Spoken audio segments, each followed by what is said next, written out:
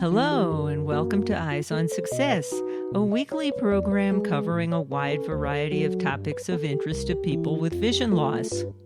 I'm Nancy Torpey. And I'm Pete Torpey. I would tell blind parents, it's what you guys told me. Get out there and do it. Figure it out. And it's scary. I was scared. Pete, you say reticent, but I was pretty nervous about stuff. And you sort of learn as you go, you know. And we first had today's guest on 7 years ago when he questioned us about how a blind parent could raise a sighted child. And today we'll hear the answer of how that went for him.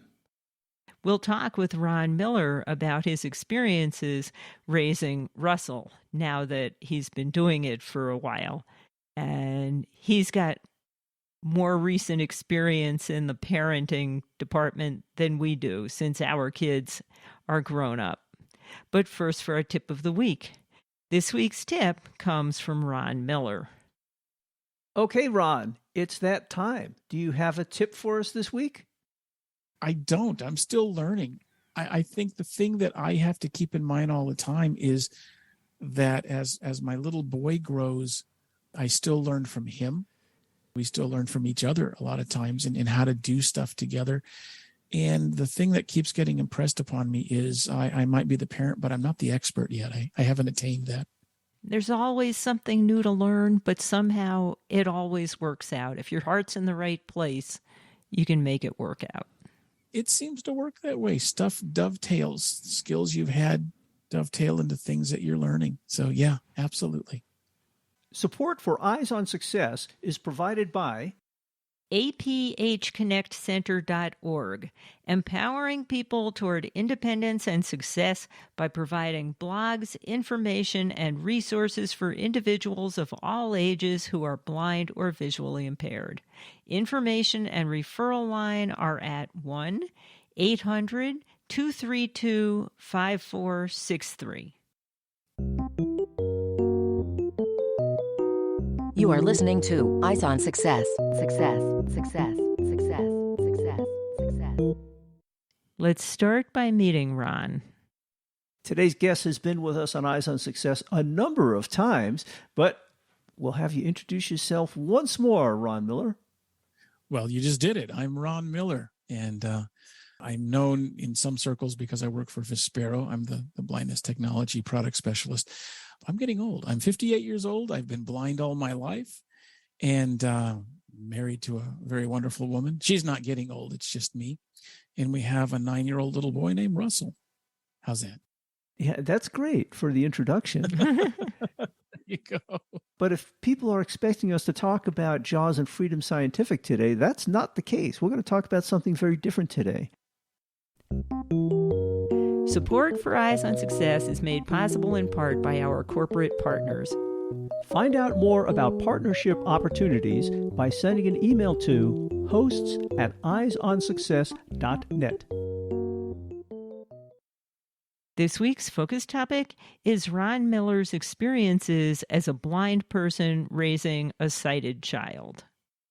7 years ago, you approached us and asked us, as a blind person, what hints do you have for raising a sighted child? And we did a whole episode on that, and it was very interesting. You were basically interviewing us about how we raised our sighted kids, since I'm blind. And we figured we'd get back to you after all this time and see, how has it been going these past 7 years? What have you learned, and what challenges and barriers have you had to overcome? So let's get on with that.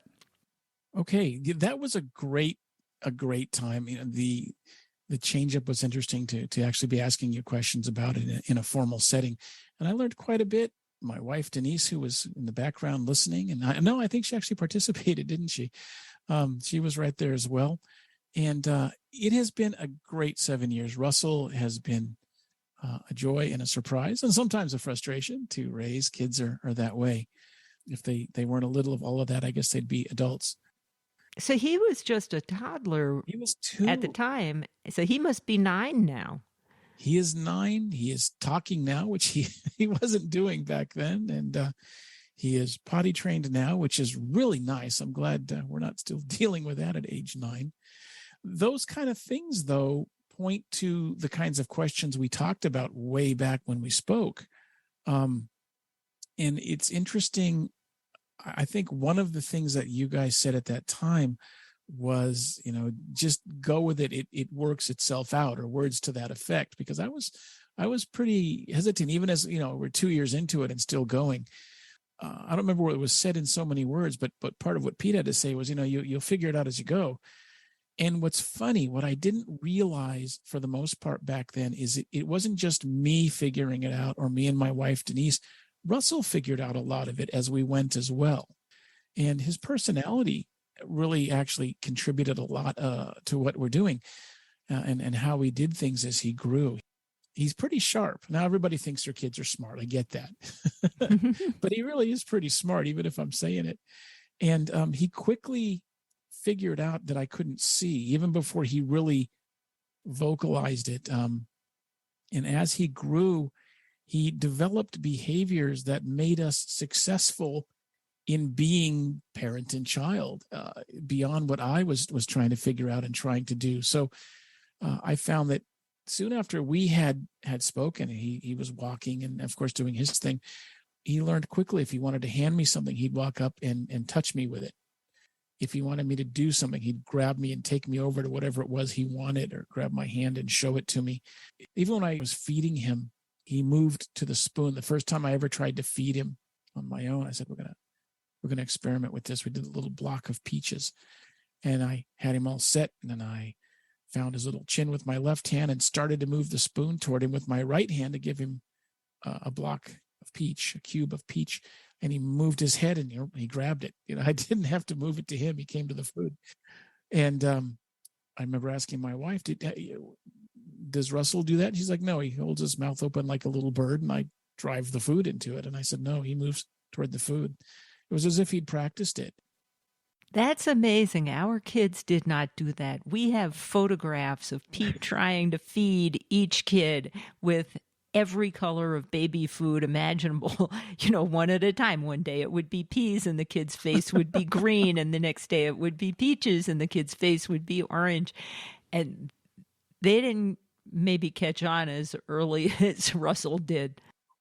Oh my goodness, that surprises me. No, he literally did this. It was the first time I had ever tried to feed him, and before I could get my hand with the spoon to his mouth, he leaned in and took the spoon, took the food off the spoon. And it's something he always did, up to where there were several times I would have the spoon loaded and ready to go. And I was talking to Denise, or if we were at a restaurant talking to a friend, and this little hand would grab my pinky finger and steer the spoon up to him, give me that. It is amazing how adaptable kids are. I was thinking, as you talked about how Russell was learning to adapt to your blindness all this time, with our grandchild, I've experienced very much the same thing. When he was very young and just starting to walk, he wouldn't hold any adult's hand. People would grab for him crossing streets. He just didn't want to hold anybody's hand. But with Grandpa, when I was in the room, he'd come over to me, he'd take my hand and just drag me along to where he wanted me to come, because he knew that was the only way Grandpa was going to do it. Yeah.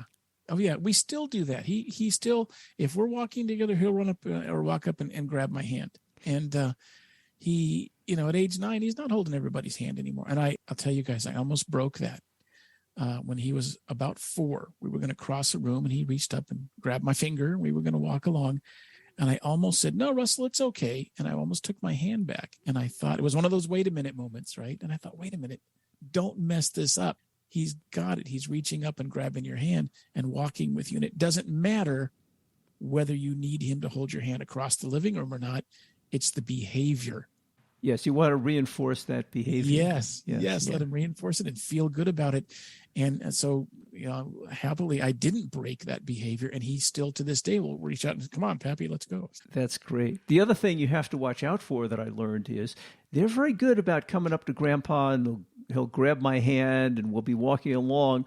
But then all of a sudden it's like, oh, there's a dog over there, and he'll let go and run over to the dog and go pet it, and all of a sudden I'm stranded. So I've learned to always take my cane when I'm walking with him. Absolutely. You are so right. There's a dog.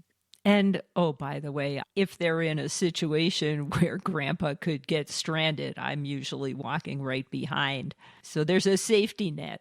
That's so nice of you. Denise doesn't come with us. We got lost one time going for a walk. If you remember the text adventure game Zork, you're in a maze of twisty little passages going in all directions. Okay. Oh, yes. So we lived in Tarpon Springs for quite a while in a neat little neighborhood. But as you got into this neighborhood, it was at the edge of a lake. And so where I was about a quarter of a mile out from the edge of the lake. The streets were all nice and square. But as you walked toward the lake, of course, the streets were bending around the lake, and you got into these streets that went off at weird angles and, dead-ended and branched weird. And we went out for a walk, and he wanted to walk, and we walked and we walked. And I realized I've hit enough curvy streets. I don't know how to get back. Uh-oh. And he couldn't talk yet. He couldn't even help describe stuff. And this happened even when he could talk. I'm like, okay, how do we get back? He's like, I don't know. And I had to use, I think, Apple Maps or something and let it talk us back. And it's funny because we got back, we'd been gone. It must have been 2.5 hours on this short little walk. And my wife said, wow, you were gone for a long time. I'm like, I know, I'm beat. And Russell's like, yeah, it was great. We're going to do it again tomorrow. I had a similar experience when our daughter Allison was young and our son was taking a nap and Nancy was gardening. And I said, I'm going to walk Allison down to the football game. She was 2. Was she 2? She was 2. Wow. But anyway, I knew how to get to the high school mostly, but the last little bit we had to go through a cul-de-sac through some grass over to the field. And right. She was very responsible even at 2. And I told her, look at this grass, remember these trees, we have to find this street later on after the game. And she was, okay, Daddy, I'm looking. And sure enough, we walked back, and she walked back to some other cul-de-sac, and I was completely lost. This was well before the time of GPS. Yes. And so we're wandering around, and we came to, it must have been the long driveway into the school.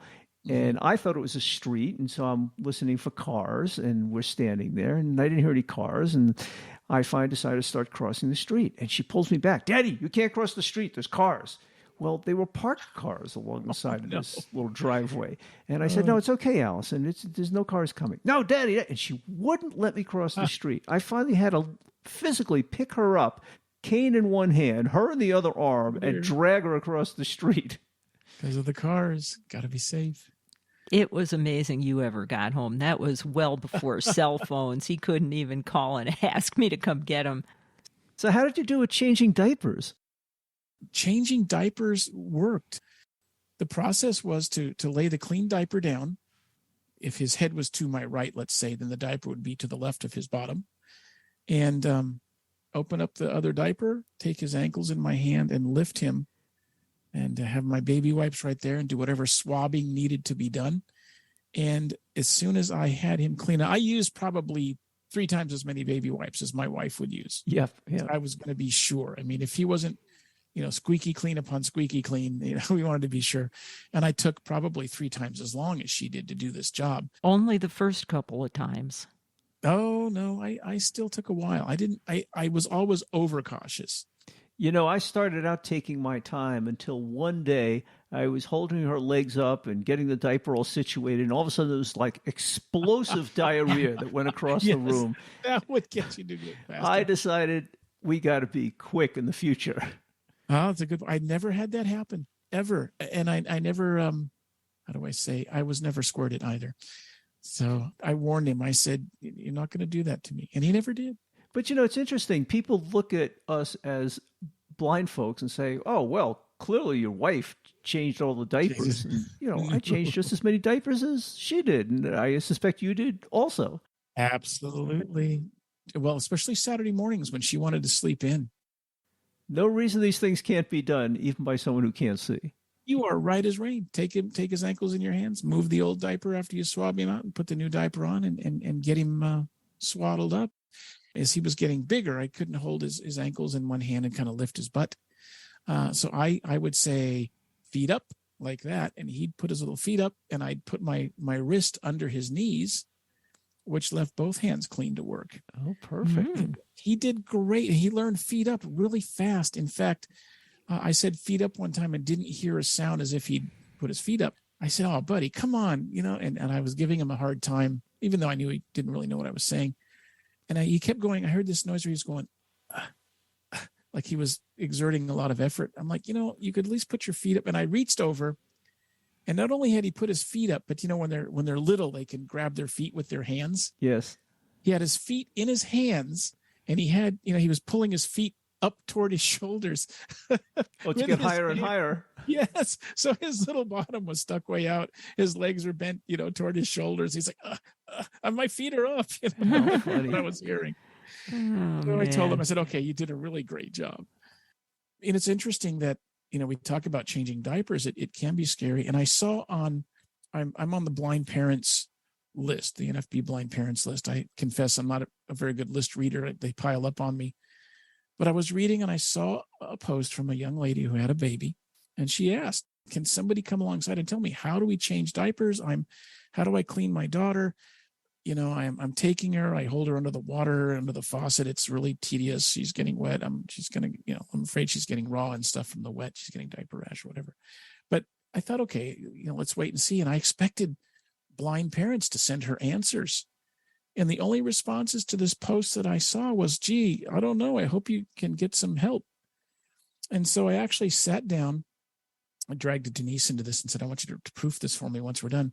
And I wrote a step-by-step instructional on how to change diapers if you're blind, from the way that I did it. And at this point, he was about 4. I wasn't changing diapers anymore. So I had to think it through again. And I actually, nobody else responded with any info. I waited a couple of weeks, and I finally posted this step-by-step back to her.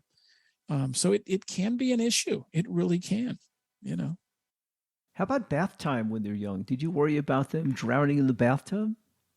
No, he that I didn't, though I was right there with him. I paid attention. I took a page out of the book. Remember the book Cheaper by the Dozen? Have you ever heard? Yeah. The dad showed the kiddos how to bathe, use the soap, run it up and down your body. He and I did that. It became a game, and we did. Bath time was fun. Oh, bath time is always fun. The kids love it. The parents love it. Yep. And frankly, Pete's very confident and will do pretty much anything except for drive a car and work power tools. But he did draw the line at giving the kids baths until they were old enough to sit up. And I didn't complain because bath time is always fun. So I got to do it all the time. I'm like, fine, wash the dinner dishes. I'll give the kid a bath. I'll give the kid a bath.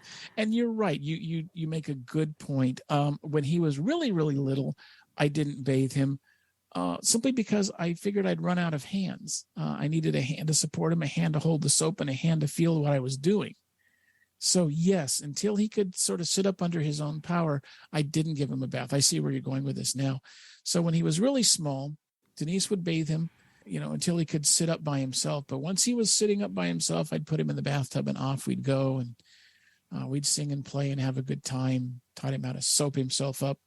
And as he was getting older, those foam letters stick really nicely to the side of the tub so you can spell words while you do bath too. It's very tactile. When we talked to you 7 years ago, you were pretty reticent about this experience and what to do, but it sounds like it all worked out pretty well, and nowadays you're pretty confident. It has been a learning experience and a growing experience. And as we got into it more, one of the things I used to tell people is, I've never raised a little boy before, and Russell had never been raised by a blind parent. So like I said, we literally learned to do it together. So much of what makes what we do successful really came from him and I. He learned how to be a guide, how to be a good guide. Oh, by the time he was 4, he could face me and reverse his thinking for left and right, left, right. He did those kinds of, even today, he's good at giving directions. He's good at answering kind of descriptive questions, and he does it without thinking. And it's made a big difference. So as I say, personality, can really be a differentiator. he's very sociable. He wants to help. He wants to be a part of what's going on. And his big challenge, he'd give directions, some really great directions at age 4. And he'd say, I bet no other 4-year-old could do what I just did. He's probably right. Yeah, at the time. Well, I guess we all learn to adapt and become flexible. There isn't just one way of doing this. We have to interact with the personalities, as you talked about, and learn each other's ways of doing things. That hits in a whole lot of areas. One of the things I did that I didn't anticipate was helping out with school, and school is all in print. But, we talk about when you were finding your way home with your daughter, no GPS, no cell phones. And that whole tech change has made a big difference. It fell to me to sit and read through his history book with him. And so I would sit and read history. Well, I couldn't have done that. I mean, I guess I could have used OCR or something, which was my original plan. But hooray, I found his history text on Bookshare. So I downloaded them as Daisy books so I could move section by section. He would sit with me, and the way we did it was I would read out loud. He would follow along in the print book. So he got even more input on that. And then we'd work on his assignments together. So, those kind of things, when you're looking at the challenges of parenting in academics and in reading stories. I mean, we did print Braille books together, read out loud to him. I still read out loud to him. He still really likes it, even at his age. And now I make him read to me too. So you can work on his reading skills. Well, our kids are in their mid-30s, so like Bookshare didn't exist and OCR didn't exist. And as I recall, the kid would ask Daddy for help with homework, and Daddy would say, well, read to me what it says in the book, and then we'll figure it out together. Right. And they didn't bat an eye. They just did. Because they, like with Mommy, they just hand me the book. Here, what does this mean? It's true. And it becomes second nature. I will tell him, I'm sorry, buddy. You're going to have to go and ask. I have him ask my wife. And he'll say, well, no, hang on.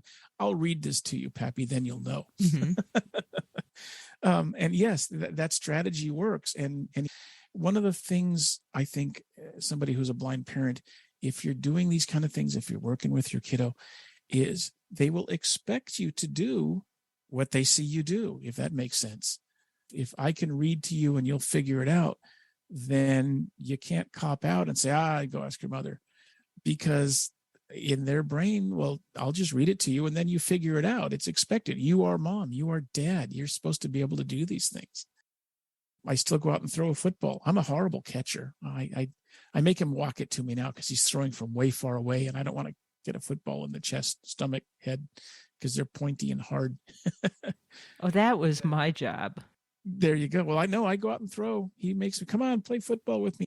I used to do that with our son, too. I'd have him run patterns out in the grass, left for the count of 3, right for the count of 2, and throw the football. It made him a good receiver because I wasn't quite as accurate as some of the other fathers might have been. That's it. He's becoming a great catcher. He does throw with other folks, and I'll hold the ball. Now that he won't hit my hand, I'll hold the ball and he place kicks it. So these days, a lot of the kids spend a lot of time with digital stuff. Mm-hmm. Tablets, computers, video games. How do you deal with that? He's got an iPad and he likes to play on it. I do have voiceover on it so I can kind of help him do it. But most of those games are not accessible. I sit and listen. I ask a lot of questions. I want to make sure what he's doing is appropriate for his age. And my wife is very involved in watching and looking. And before we'll install a game on his iPad, she reviews it. She looks at it and play. So, there's a lot of what I call the FBI, the Family Bureau of Investigation, which I borrowed from a professor I had. I want what goes into his heart to be good, and so does my wife. So we investigate a lot. And also, part of it is we manage that. We're the parents, so we control that. I don't ever want to get to the point where, somebody says, well, your son was X, Y, and Z. And I say, well, I just didn't know, I would tell blind parents, it's what you guys told me. Get out there and do it. Figure it out. And it's scary. I was scared. Pete, you say reticent, but I was pretty nervous about stuff.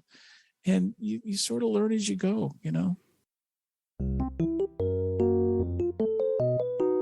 You are listening to Eyes on Success. Success, success, success, success, success. Now for this week's final item, how to learn more about blind parenting and how to contact Ron Miller. Well, Ron, it sounds like you've had a lot of success in raising a sighted child being a blind parent. If people have questions for you and they'd like to get in touch with you, how would they do that? They can send me an email. It's a little bit kind of a weird one. It is Rocky Gulch, and it's Rocky like ROCKY, Gulch, GULCH, Rocky Gulch at gmail.com.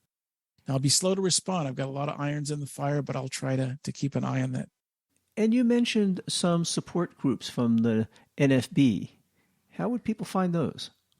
You know, it's been so long. If you go to the NFB website, I know that they have a link to their online lists. I subscribed back when he was 1 or 2 years old, so I don't have a good answer. Start with nfb.org, nfb.org. And there's other lists out there, but that's where I'd start, simply because that's where I started. That's the only thing I know right this second. Well, great. I'm sure people will appreciate hearing your positive stories and how well this all worked out despite the initial trepidation, and it's a great story. I hope so. I hope that people are encouraged, just like you guys encouraged me. I hope that parents who are blind or low vision are a little less afraid, or they can look to folks like you guys. They can come to me now, a little more seasoned, and I hope the community of blind parents will reach out to others who have questions. I think back to the young lady who had the daughter and never got steps on how to diaper her child until I showed up. If she has to lean on me, it's kind of a sad thing. So I hope we remember that we support one another. It is so important. You and Nancy both mentored me. You could call it mentoring with a small m, but you made a difference. You gave me the encouragement and some neat tips. And I hope we can remember to do that for each other as blind parents. Well, thanks for sharing your experiences with us. And as usual, you can find all of that contact information in the show notes associated with this episode at www.eyesonsuccess.net. Remember, you can also use the search tool to look for shows of interest. In particular, if you're looking for shows about youth, just type in youth or parenting if you're interested in that, and you'll find links to the audio and show notes along with summaries for episodes matching those search terms. That's it for show number 2237. Next week on Eyes on Success, we'll be doing an encore of a very old show about living with a blind person. Most episodes of Eyes on Success center on the experiences of a blind person, whether dealing with technology, employment, traveling, or whatever.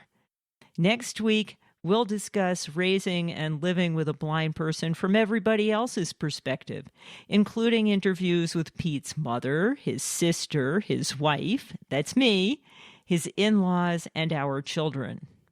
And that was certainly a fun show, so we hope you'll join us next week for that episode. You've been listening to Eyes on Success, hosted and produced by Nancy Goodman Torpey and Peter Torpey. You can access the full archive of previous shows, subscribe to the podcast, and much more by going to our website, www.eyesonsuccess.net. If you have questions about anything you've heard on the show or have suggestions for future shows, send an email to hosts@eyesonsuccess.net. Thank you for listening and have a nice day.